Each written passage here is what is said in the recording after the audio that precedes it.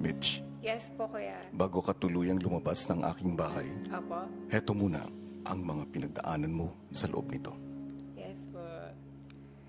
My name is Michael Talaw. I'm 28 from Lucena City.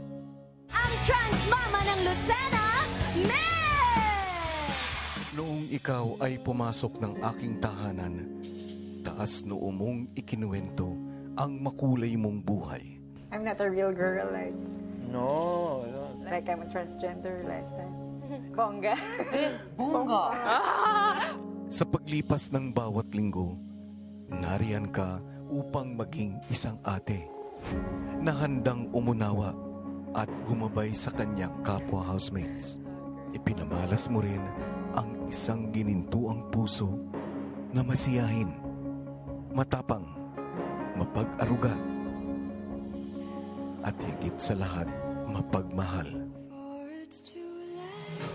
Dahil sa iyo, marami ang patuloy at muling naniniwala na walang hindi kayang hamakin ang pag-ibig na tunay at tapat.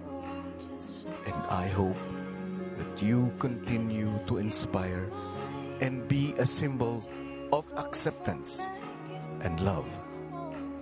Patuloy mong ibandera ang iyong makulay na kwento, Trans Mama ng Lucena, Mitch. Po. Wow.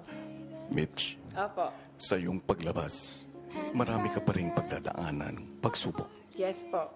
Gawin mo sandata ang lahat ng mga aral na natutunan mo, kasama ang ibang housemates. Apo.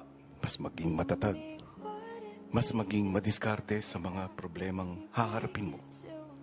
Gawin mo ito hindi lamang para sa iyong sarili, kundi para na rin sa iyong asawa at anak. Apo.